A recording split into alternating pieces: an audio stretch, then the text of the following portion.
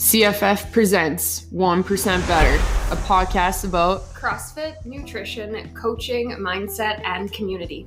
Join us as we embark in casual conversation to shed light on what life is like within these black and yellow walls. With episodes coming at you every Monday, you can follow along with Coach Whitney and Taryn as we talk shop about all things CFF. Episode 71.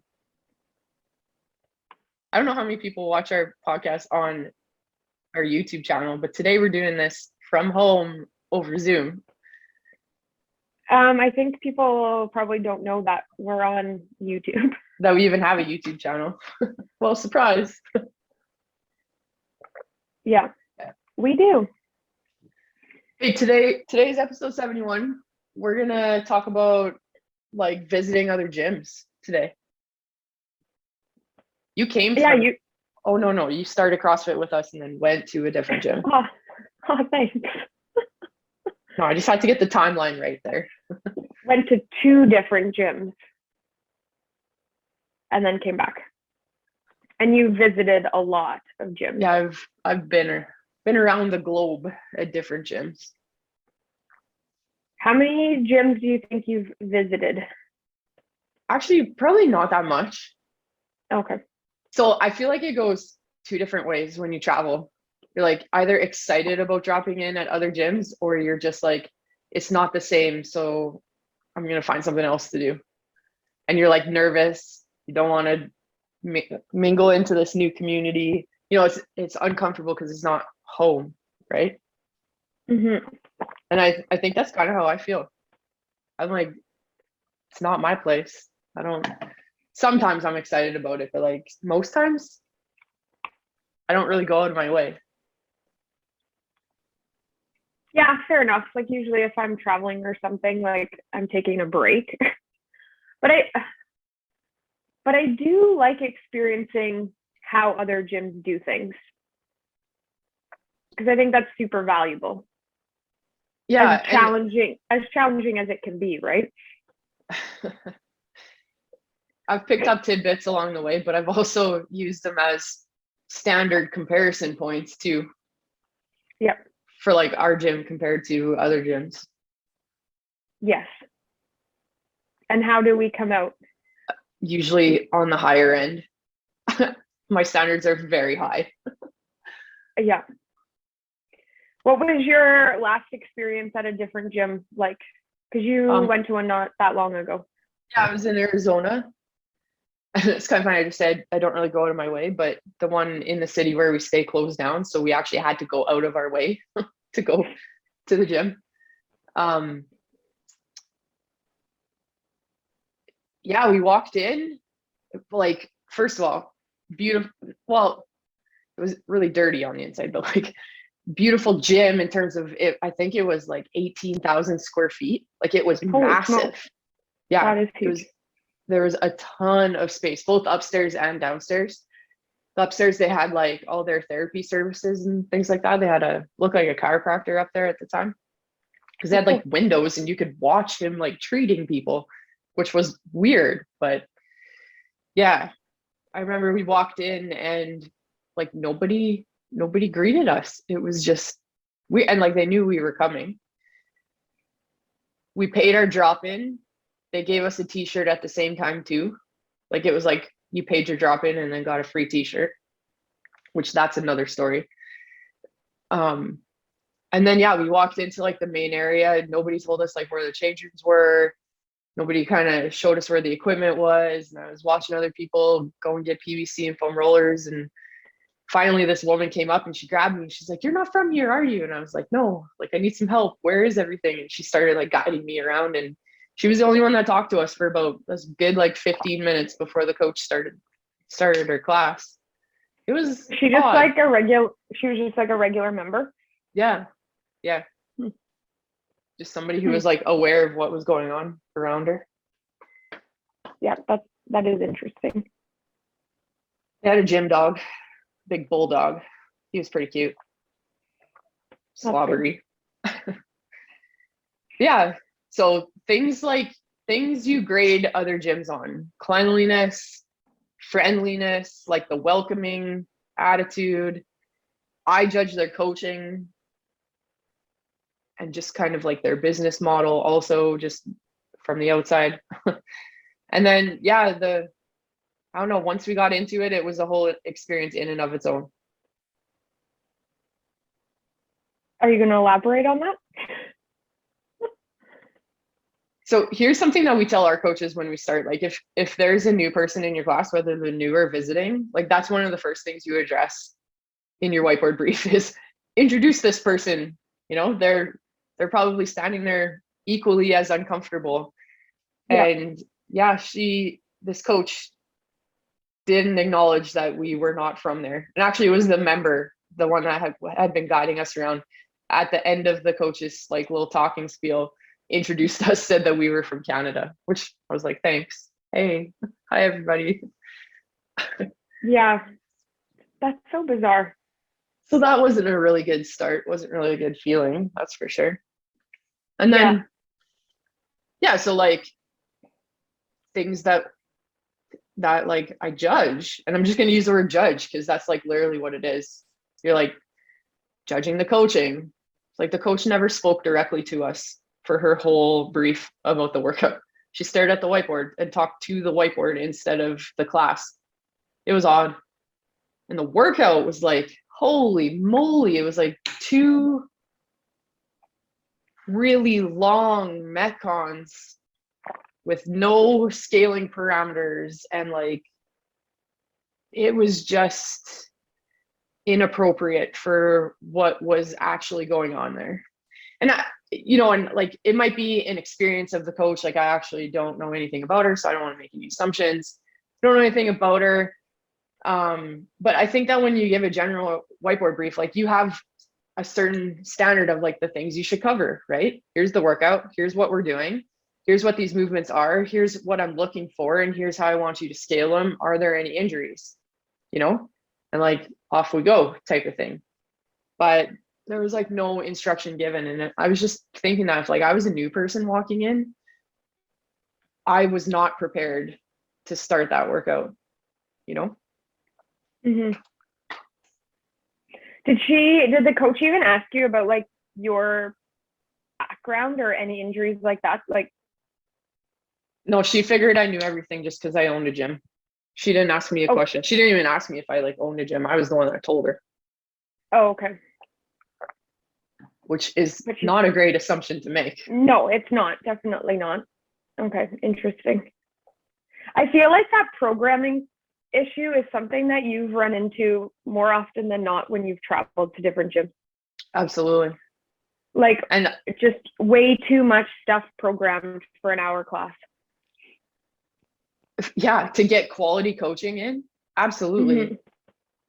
And I mean, that's why we run our program the way it is. It's like one workout and that's it. There's no strength and then a workout. There's no metcon and metcon. It's like, it just is what it is. And that one thing mm-hmm. is all we're doing today, because the plan to lead up to that workout is so thorough, and like we're actually coaching, right? And we've allotted time to do that stuff. But I mean, the workout in and of itself, I think when I did the math, it was like 42 minutes out of your 60-minute class for this like normal everyday middle of the week workout. Like our Saturday workouts sometimes run long in our own gym, Yeah. And the holiday workouts for sure. I think those special occasions have a time and place type of thing. But on like, I think it was a Wednesday or Thursday we were there.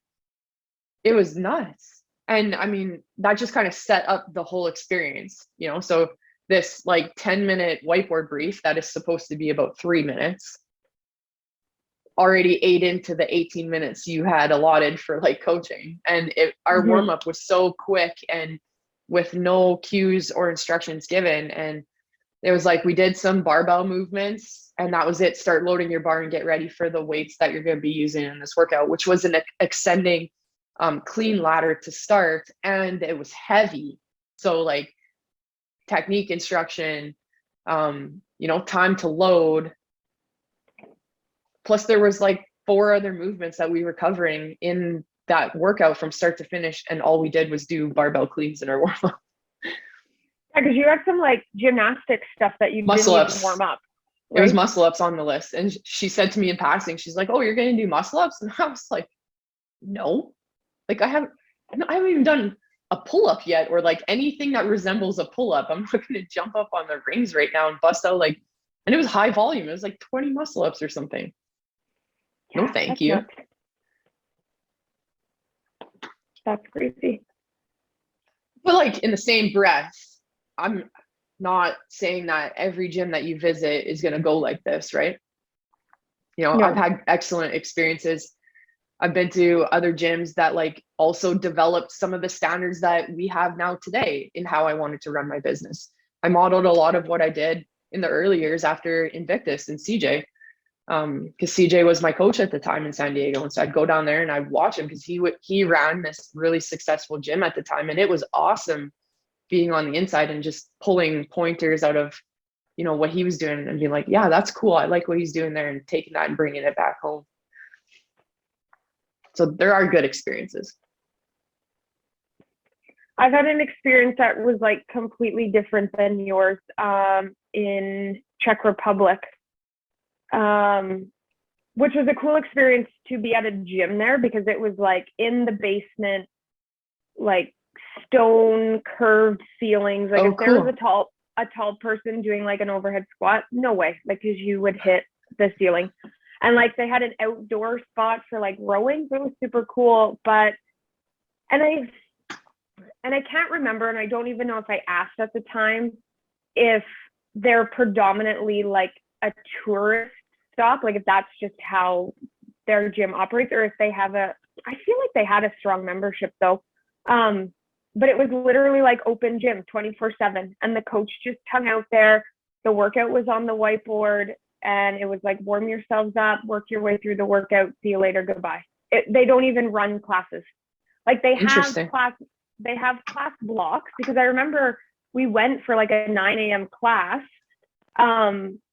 but it was just like nobody was there. The coach introduced himself, and it was back squats and then a Metcon, and he popped in and saw us once or twice, but that was it.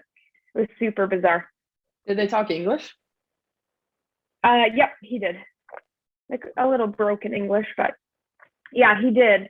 But like, again, I don't know what he was like as a coach because he didn't coach anything. Like it was literally open gym. And and I mean, that's kind of like what the affiliate model is. You know, you run your business how you want to, type of thing. Yeah, that's interesting. And slightly disappointing because like you wanted to work out with people and not just show up, because like I could have stayed at the hotel and done a workout at a hotel gym, right? Like I was going for the experience to work out with other people and in a different culture kind of thing. But to see what other communities feel like. Yeah. So it was just super weird. The gym that we used to go to in Maricopa before it shut down, it was a building owned by, or like a gym owned by 8 people, first of all. Whitney's shaking her head right now. Yeah. But they had a really good community too, and it was such a small little building. It was probably like 2,000 square feet, if not less, and it was long and narrow, and it was just like a very intimate environment. Like everybody was close, and there was a lot of people in there all the time. They were very enthusiastic and loud, and it was a very unique community to be a part of. And I say be a part of because I became friends with a lot of those people.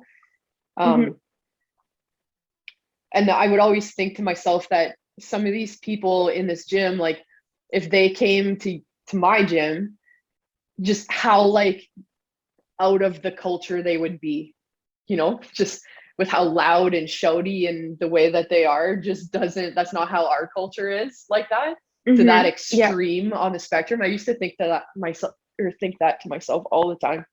He's like, I wanted them to come visit and see what our gym was like. These guys were my friends, but I would always laugh to myself. I'm like, man, our membership would be like, what the who? Great people though. It's just so different culture, right? Like, community is so different. Yeah. It doesn't matter where you go though. like as soon as you mention like I do CrossFit or I'm part of this gym, they either know that, like if it's, say you're going somewhere in Canada, right? Like they either know what gym it is that you're coming from, or they're just pleased that you're a CrossFitter and you have that like that general understanding between the two of you of this like thing that you share. And that's Yeah, a cool piece about it. for sure. And I think that's why I always encourage our members to drop into places when they're traveling, just to like, because that experience is so cool. Like you can be anywhere and just know that you CrossFit, and you can have literally like family almost, like anywhere you are in the world, because that's just what the global community is like. But just the experience, like the good and the bad, it makes you appreciate what you have. And if you can take away something that's great that you can learn, it's an amazing opportunity to do that. Yeah, so I was going to say that like it makes you appreciate what you have. Tell us about what happened when you went back to Ontario. Tell us about your gym's experiences there. I actually shouldn't say it was only two. I had three more long-term gym experiences, one a little bit shorter than the other. When I went to Toronto, first of all, when our gym was moving to the other side of town, I remember the members on this side of town being mad that they'd have to drive across town. When I was in Toronto, I would have to drive 30 minutes, like in traffic, or take a bus and the subway together. So my commute to the gym was 30 minutes, and pay for parking or whatever transportation, or walk to the gym from the subway stop. That gym had good coaching. I actually didn't, I appreciated their coaching. They were great with progressions and all of that stuff. The first time going in there though, their setup in terms of warm up was like, you come early to class and you start the warm up on your own. It's like on the whiteboard. Yeah, go. Was that the gym that we met Penny Oleksiak at? Yes, it was. Special sidebar to our listeners. We worked out with Penny Oleksiak one day. Well, and I say worked out her. with, yeah, it was beside her. And holy crap, is she tall? Very tall. If you want to see a picture, just ask, because we have a picture. But very tall. And I also tell people I watched her fall off the assault bike one time. Oh yeah, that's right. Yeah, so that gym, their setup was get there, start the warm up. So like if you showed up right at like 5 o'clock for the 5 o'clock class, half the class has already done the warm up because they were there 10 minutes early, sort of thing. So that was a little weird. I think they gradually started to change how that ran. We used to do that in the very first gym, and I hated it. Yeah, I probably only did that for like a year, and that was just because I didn't understand the value of like a general warm up at that time. I was too elementary into my coaching career. Yeah. And like, again, coaching was great. Programming was good. No complaints there. It was and again, this is in Toronto, so big city. The cliques that were there, like it was very obvious that this was like a very cliquey gym, and it was hard to be a new person coming into it. So that was tough. And I remember when you came to visit and you dropped in and we left, and I said to you, I said, does it feel like everybody knows this inside joke and you don't? And you're like, yeah, it totally feels that way. Like it just felt like you weren't a part of them. And like I had been there for a few months, and I think it probably took close to 8 months to slowly start to feel like I belonged at that gym. And I don't know why, because everybody was super nice, but it just had this vibe, and it was really tough. Not the cleanest gym by any means. That is such an important thing. Yeah. That is such an important thing. I absolutely cannot stand pulling a foam roller down, getting on the ground, and I am covered in just dirt and dust and grime that's been there for like months. And I don't know if it's like, and I know you're talking about Toronto, but like, I don't know if it's an American thing or what, because it doesn't rain in some of these places. And you know what I mean? Like, yeah. Well, and I would say like the gym space itself was okay. It was the bathroom. at this one that Oh, they were not, and like just a little rundown. And I know they renovated them like just after I had left or as I was leaving, which was much needed. So that was good. But like those things matter, like absolutely. a lot. Yeah, like I really liked the coaching there, and eventually started to fit into the community, but it wasn't like this instant thing. Um, yeah, so that was an interesting experience in terms of community wise. And then when I moved to a different place in Ontario, I'm a bit of a smaller town. Um, Community wise, people were super friendly and welcoming, but the coaching faltered, right? It was like, okay, we do this warm up, and the warm up had nothing to do with the movements that you were doing that day. I've also done that too. It's like, okay, so we're lifting heavy and we're squatting, but we've done no like hip opener stuff or air squats in our warm up.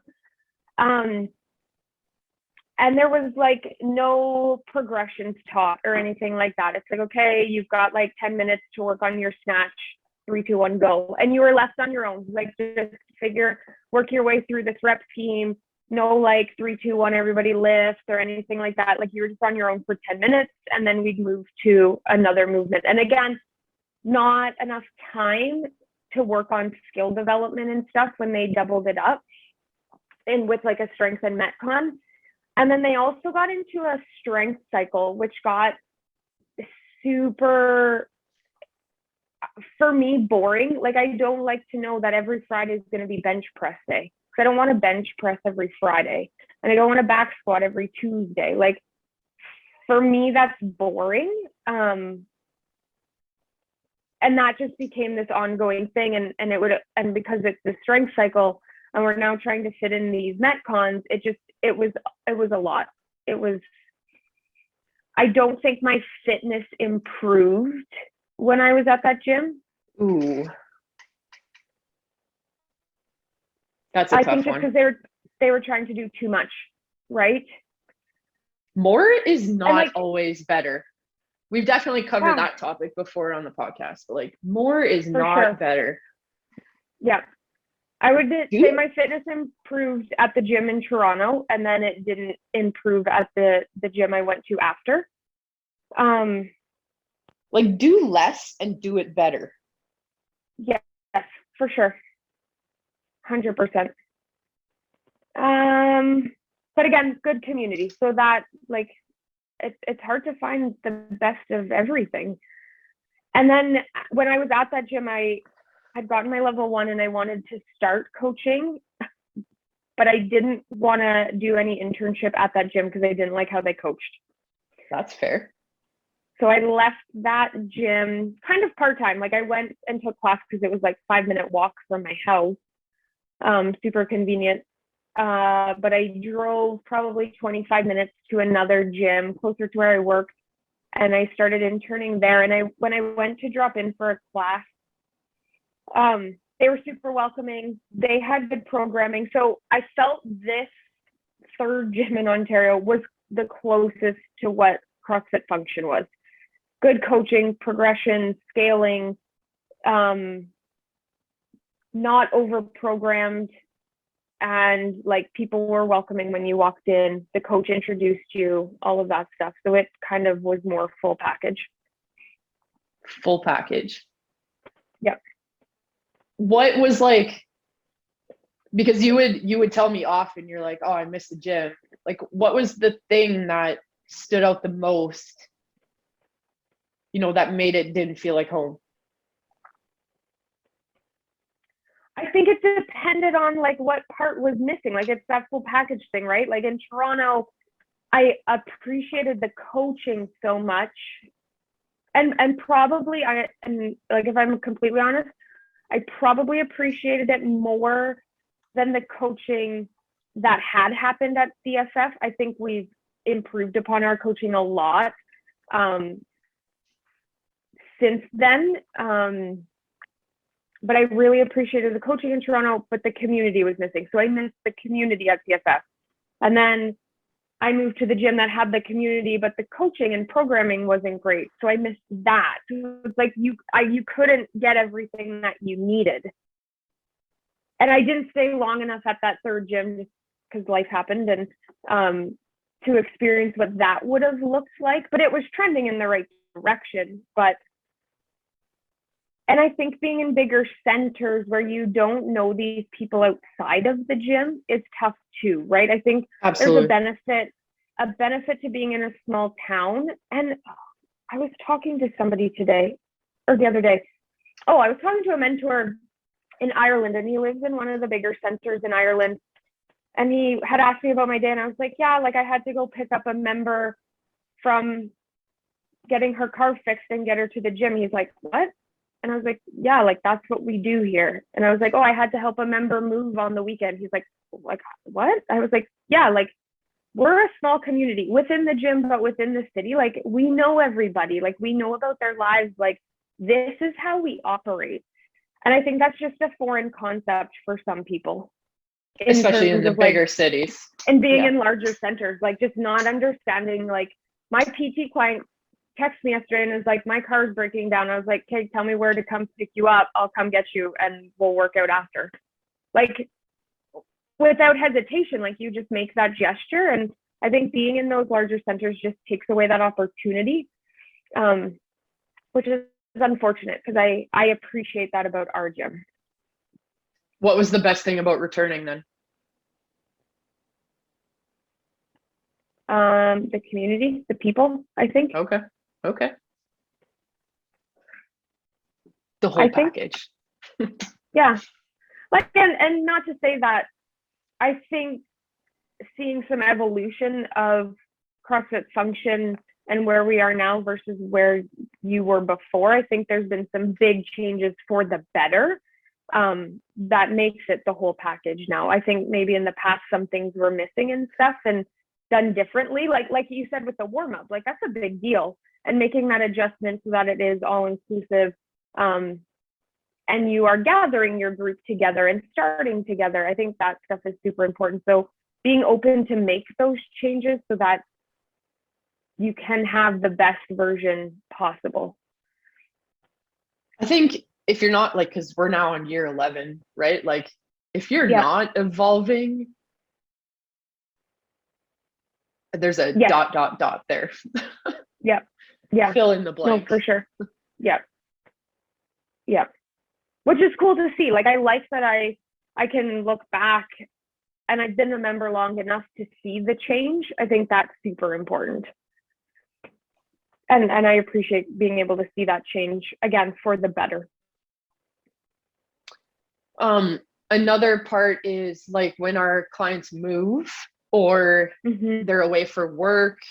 And I love that they trust us enough to come to us and be like, hey, I'm going to this city and here are the gyms. Or they may not even know what gyms are in that city. It's like, where should I go? And most times I can point out a place that's appropriate or would be a good comparison or something that like somewhere I would trust for them to go. Yeah. Or you at least have a connection to ask somebody else if you don't know, right? Like there's lots of different people you could reach out to if it's like in the middle of nowhere kind of thing. Yeah. It's almost like awesome. A 6 degrees of separation from like a global CrossFit perspective, which is kind of cool. Yeah. It's like big, but it's small at the same time. Yeah, absolutely. I might have to do my open workout, my first one at this same gym. Oh boy. At least they know who you are now. Well, maybe she may not remember. That's different too, though. Like experiencing the open at a different gym and how they run things is also very different. Because I've done that too. It's weird. And I've done it from the middle of my competitive career when it had to be this big main event type of thing.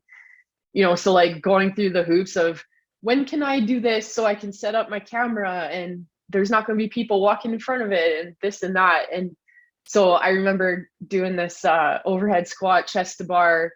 It was like you had to beat the time cap to progress to the next round. So in like Yeah, 4 minutes, you had to do, I think it was in 16 or 15 maybe. Anyways, and so I coached a class for them, and then they let me set up after, and the whole like class and some other people came down to watch because they had heard that I was like this competitor from Canada. I laugh about it now, but so I was doing this workout and they taped all their bars, and Oh, it was butterfly chest to bar, and my hands just absolutely, actually that was the year we got married.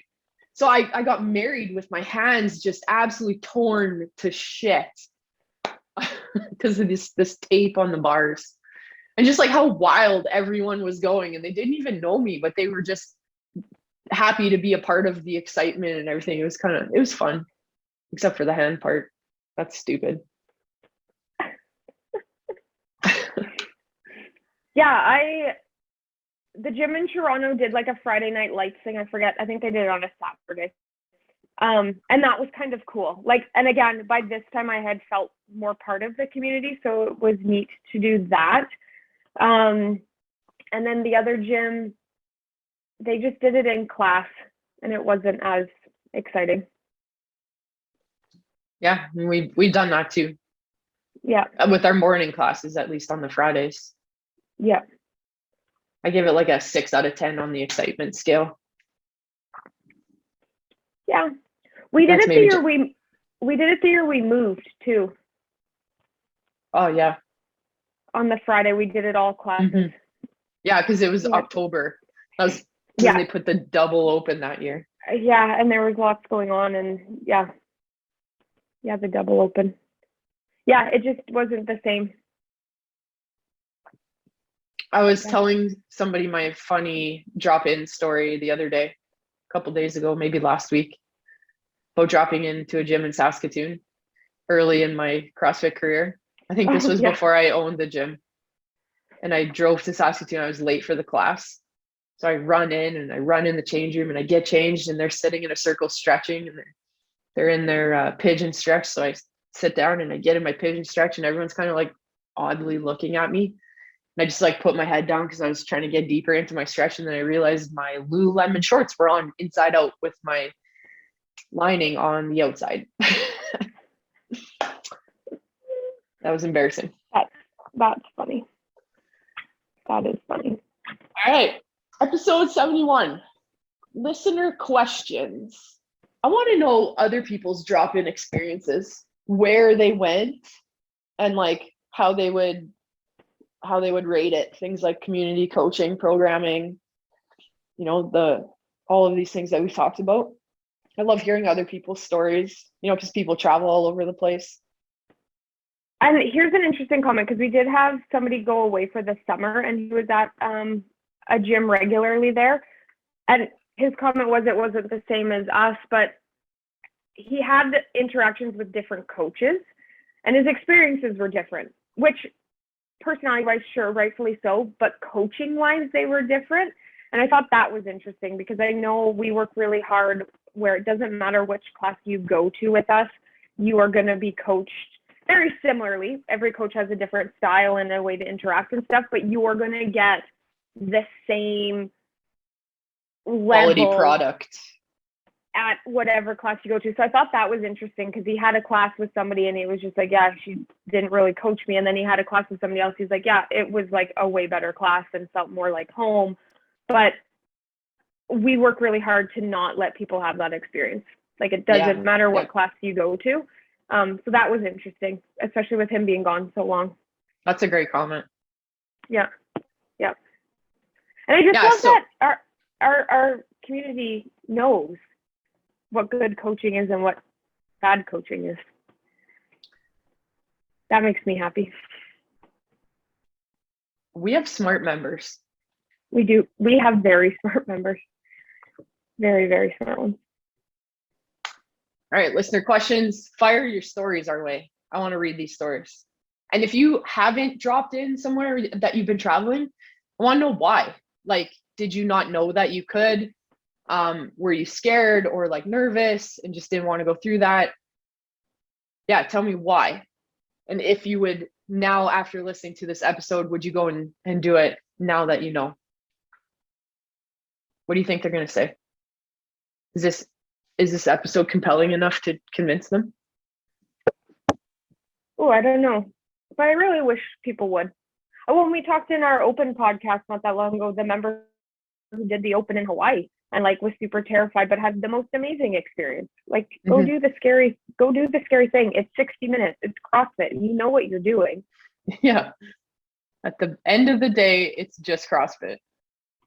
Yeah, it's just another workout. And you might learn something new or come to appreciate other things that your coaches do for you that you probably hate in the moment.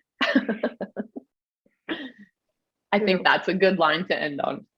Yeah, okay. All right, episode 71. Thanks for hanging out with us, talking about dropping in at other gyms.